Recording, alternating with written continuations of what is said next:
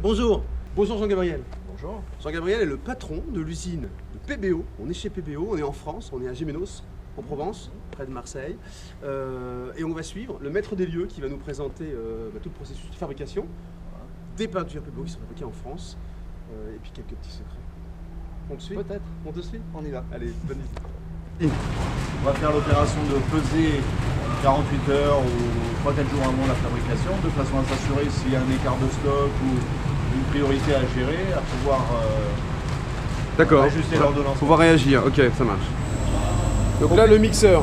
Première opération systématique pour toutes les couleurs, on va malaxer. Donc dans une cuve, on va incorporer les différents ingrédients suivant un process bien établi, un ordre bien établi. Okay.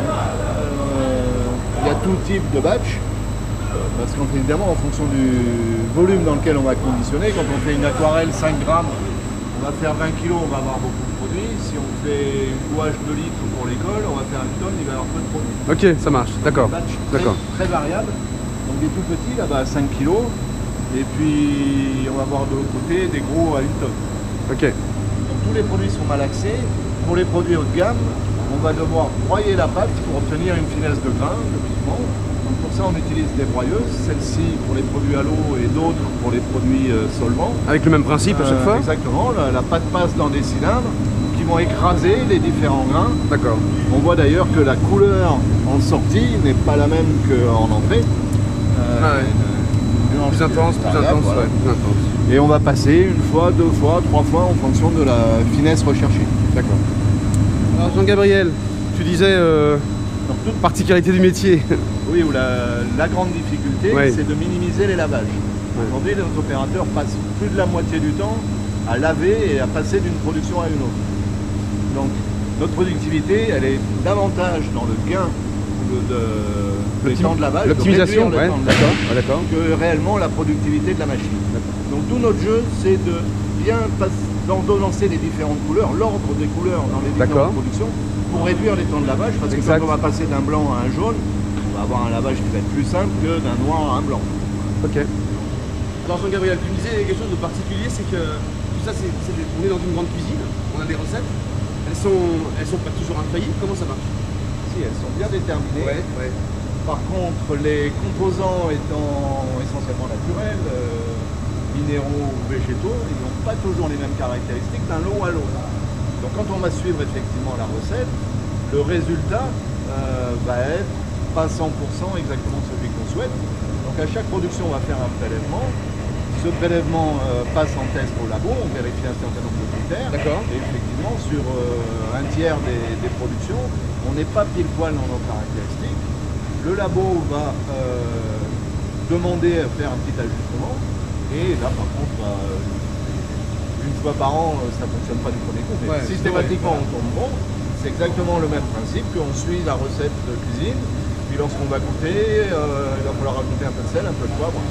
Ça, c'est lié au fait que les matières n'ont pas toujours les mêmes. Les lots de matières premières n'ont pas toujours les mêmes caractéristiques. Le colorant de ce lot-là vient de tel filon de la carrière. Il peut être un peu plus excellent. Je vois bien, on imagine bien. Ça marche. Ça, c'est pour ça aussi que chaque opérateur va travailler sur plusieurs productions, parce qu'il y a celle-ci qui est en train de se mélanger, il y a celle-ci qu'il est en train, lui, de préparer, puis il y a celle-ci où il a amené l'échantillon au labo, le labo est en train de tourner, et puis il y a celle-ci où il a fait le rajout, et puis il est en train de se finir. Donc chaque opérateur travaille en permanence sur 3 ou 4 productions en même temps. Super. Donc ça veut dire des productions comme une grande cuisine artisanale, mais avec un niveau d'exigence par contre industriel. Sur chaque produit, tous les paramètres, toutes les caractéristiques, le pH, la densité, la visco, la couleur évidemment, la taille de grain, tous ces éléments-là sont déterminés. Et effectivement, chaque lot, au premier prélèvement, on passe au labo, et tant qu'il n'a pas l'ensemble des caractéristiques, va repasser au labo. Super. Une fois qu'on a fabriqué, on met les produits en fût. Une partie s'en va en Tunisie pour le conditionnement. D'accord. L'autre partie est ici. On fabrique la semaine, en général la semaine qui précède la semaine où on va conditionner. De façon simple, les fûts métal sont des produits solventés, les fûts plastiques sont des produits à base d'eau. Des produits à base d'eau. Ok, donc c'est fabriqué ici, fabriqué en France, stocké ici, conditionné ici et ou conditionné en Tunisie. Ok. Une chaîne semi-automatique pour les séries moyennes, où toute la distribution du produit est automatique, le flacon, remplissage, bouchage, étiquetage, impression du numéro de l'eau. Par contre, certaines opérations, comme la mise en boîte, sont faites manuellement. Ça, c'est pour les séries moyennes. Et puis à côté, on va avoir des productions toutes automatisées. On a un peu plus de 1 millier de références qui sont dans ce type de flacon. Donc là, tout est automatisé. La distribution du flacon est automatique. Ouais. Le remplissage.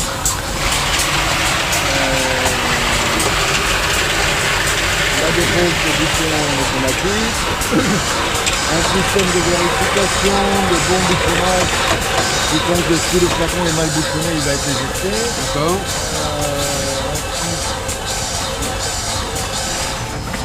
Donc un étiquetage, un système de marquage de numéro de l'eau, un système de vérification de présence de l'étiquette. Par hasard, il y a un flacon qui n'est pas étiqueté, il est éjecté.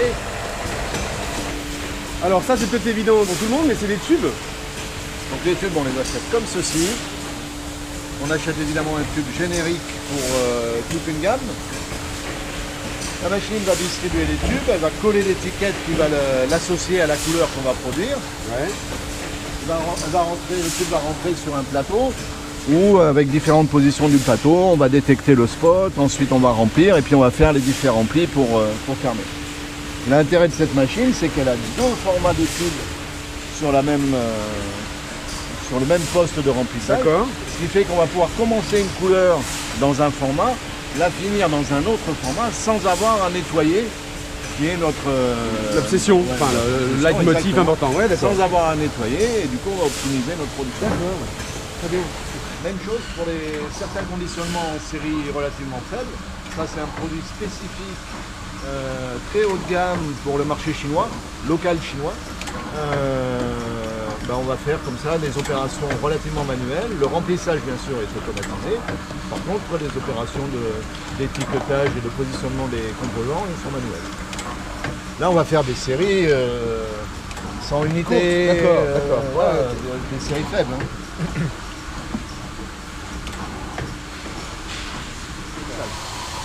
Ouais, Jean-Gabriel, tu viens de me parler du processus de contrôle du bon remplissage des produits.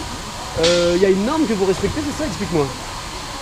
Sur tous nos emballages, il y a ce fameux E qui signifie qu'on s'engage à fournir en moyenne pour chaque lot de production la quantité qui est indiquée sur le flacon. Donc au début de la production, on va faire un prélèvement. Sur un poste de contrôle, on va aller peser les produits de façon à s'assurer que le volume indiqué correspond bien à la norme. Ouais, ok. Éventuellement, on va ajuster le dosage pour y rentrer. Et au cours de la production, en fonction du lot, on va faire des prélèvements à intervalles réguliers pour contrôler ces données. Et ce E là, il garantit ça. Donc il signifie C'est énorme. qu'effectivement, pour ces flacons-là, quand vous l'achetez, le lot qu'on a fabriqué, le lot moyen est au moins à 45 ml. Et donc on vous garantit le volume qui est indiqué sur le flacon. Okay. Ces données, on les enregistre, on les transmet tous les mois à la répression des fraudes, de façon à montrer qu'on suit le process et qu'on garantit ce qu'on vend. Ok, super. En quantité. Maintenant, on passe à l'univers entrepôt. Oui. On va rester première zone de l'entrepôt, on va à la réception. On va recevoir soit ce qui arrive des ateliers de production, soit ce qui arrive des autres usines, Tunisie et Chine essentiellement, quelques fournisseurs de sous-traitance ou de négoce. Mais essentiellement, le gros du volume, c'est les trois usines, Tunisie, Chine et Gémenos. D'accord. Donc ici, réception, on va faire les opérations classiques, contrôle, d'abord qu'on a bien commandé le produit, les quantités, la conformité du produit, donc tout ça c'est informatisé.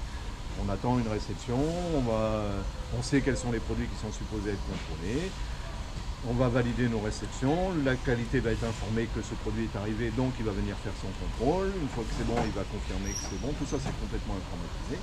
Et donc, on va pouvoir ranger le produit en stock, prêt à servir une commande avec. D'accord. On a choisi sur l'ensemble de nos produits une identification universelle. On a des clients qui vont travailler au flacon, parce que le petit magasin, lui, il gère que du flacon. Oui. On a des clients qui vont travailler à la boîte, un entrepôt, une centrale qui va acheter des boîtes mais qui va revendre des flacons. Eux ils vont travailler à la boîte. Et puis un agent export, lui il va travailler au carton. Parce qu'il va nous commander des cartons et puis il va revendre des boîtes à ses clients à lui. on a sur l'ensemble de nos produits en fait les 3 niveaux d'identification, le flacon, la boîte et le carton. Donc ça par exemple, ça va dire ce carton c'est un carton de 50 boîtes de 10 tubes ou c'est 50 boîtes de 10 tubes ou c'est 500 tubes. Et en fonction du niveau de gestion que souhaite le client, il va travailler avec ce code barre, ce code barre, ce code barre. Mais pour nous, on met toujours tout et le client après il travaille avec celui qui l'intéresse. D'accord. Ici, il y a toute une gestion qu'on ne voit pas bien. Les produits lourds sont au début, comme ça ils se trouvent au fond des cartons, et les produits légers sont à la fin parce qu'il ne faut pas qu'ils soient écrasés. Les produits qui ont beaucoup de rotation sont près de la chaîne parce qu'on y va souvent.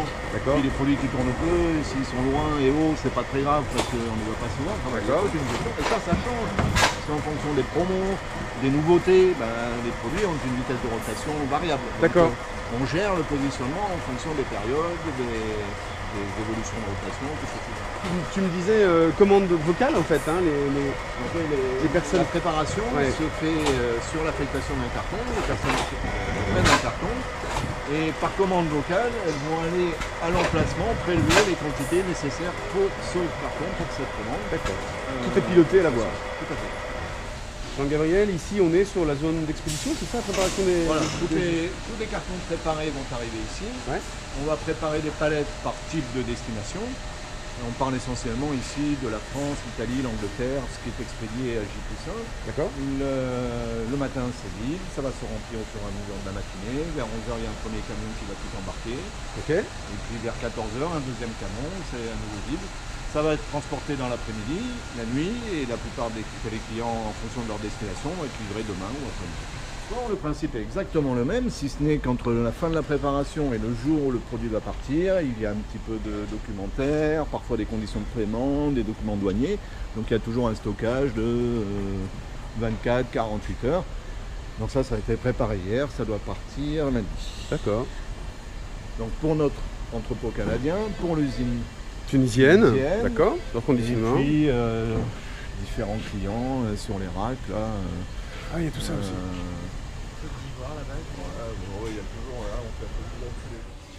Jean-Gabriel, on est dans le laboratoire, dans l'usine, au milieu de l'usine. C'est le labo de contrôle qualité, c'est ça? Contrôle qualité de production. Où on va vérifier la conformité à la fois des composants, des étiquettes, des emballages, des productions en cours, en fabrication, des pâtes, en cours ou après, en fin de fabrication, d'étanchéité de certains produits. On va voir ça tout à l'heure. S'il y a une évolution de composants parce qu'un fournisseur a changé, on va valider à la première réception que l'évolution est bien prise en compte dans les spécificités qu'on avait établies. D'accord. Toutes les contrôles de production. C'est un passage hyper important. Et puis à toutes les étapes. Alors là j'ai attrapé une séquence. Vous étiez en train de m'expliquer comment on faisait pour vérifier l'étanchéité, c'est ça? Les pots, dites-moi. Donc on met les flacons dans une grosse cocotte, une cloche, voilà. d'accord.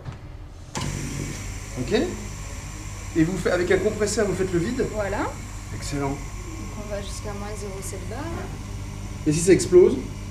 Non, pas si ça Ça explose. va pas exploser non plus. Ça fuit. Si l'étanchéité est mauvaise, ça fuit. Ça fuit. C'est sur de l'encre, c'est sur quoi? Ça c'est de l'encre Colorex. Oui. D'accord. Donc là on est censé attendre 10 minutes. D'accord, ok. Et après, Oui, pardon. hop, refaire un là. Comme une cocotte Doucement. minute, hein, comme à la cocotte Voilà. quand on a cuit nos artichauts là, C'est voilà. ça. Donc si ça fuit, c'est que le couple bouchon-flacon n'est pas étanche. D'accord. Là vous vérifiez le conditionnement, la qualité Voilà, du conditionnement. Du conditionnement, voilà. Alors là, autre contrôle, super important, la pâte. Alors, Dites-moi, même pareil, je vous attrape au moment du contrôle, expliquez-moi. quand on reçoit la pâte après broyage, donc il y a eu un contrôle avant broyage pour voir si c'était bien malaxé, mélangé. Ensuite, on fait un contrôle après broyage. Ouais. Donc, lors du contrôle après broyage, on va mesurer par exemple la finesse pour voir si le broyage a été fin. Donc, pour ça, on dispose d'une jauge de finesse qui est ici. Donc voilà, on mesure la finesse, on mesure plusieurs paramètres, le pH. Bon. Et vous renvoyez en cuisine si ça va pas, c'est ça? Tout à fait. Après, si l'un des paramètres n'est pas bon, ou la couleur par exemple, si la couleur ça va pas, on renvoie à la fabrication en rattrapage pour justement ajuster la couleur. Avec le conseil, avec Ah oui, oui, on note les directives. Tout à fait, on note sur la feuille le type de rattrapage qu'il va falloir faire. D'accord. Voilà. Super. Jean-Gabriel, il faut absolument qu'on parle des étiquettes, je crois que c'est quelque chose de très important. C'est la gestion des évolutions des décors des différents produits. D'accord. Soit parce qu'une formule va être modifiée, parce que nous on veut l'optimiser, parce qu'il y a des nouvelles contraintes réglementaires, parce qu'on veut émettre un nouveau message marketing. Voilà. Donc l'évolution des décors des différents produits est permanente et c'est un élément important. On gère plusieurs milliers de modifications de décors chaque année. D'accord. Et ça occupe énormément de gens. C'est effectivement un petit peu compliqué à gérer parce qu'il faut à chaque fois traiter le produit qui a été en stock et qui a été fait avant du nouveau. Oui. Les mentions, les textes sont toujours considérables sur les étiquettes, il ne faut pas qu'il y ait d'erreur. C'est contrôlé ici, donc c'est contrôlé voilà, ici. c'est défini par le marketing, c'est validé par tout un process réglementaire et compagnie avant le lancement de l'impression. Par contre, à chaque réception, on va bien s'assurer que ce qu'on reçoit correspond à ce qui est attendu pour chaque impression. Okay. Jean-Gabriel, merci. Merci beaucoup. Magnifique visite, magnifique usine. Et donc c'est d'ici, tu disais que tous les matins tu fais le tour du monde pour toutes les expéditions mondiales. On fait ça devant une œuvre d'art. Superbe œuvre d'art réalisée par tout le personnel à Noël pour faire que chacun s'imprègne bien de mix média. On voit bien les variétés d'effets en fonction des acryliques, des mélanges avec des produits loisirs. Superbe équipe, superbe site, magnifique entreprise française, de savoir-faire français, à la fois alors familial, belle grosse PME, de l'artisanat et de l'industriel, il y a tout là-dedans, je trouve ça formidable, tu nous as tout bien expliqué. Merci beaucoup, merci beaucoup, merci à vous, merci pour vos encouragements, votre fidélité, à très très bientôt. Au revoir.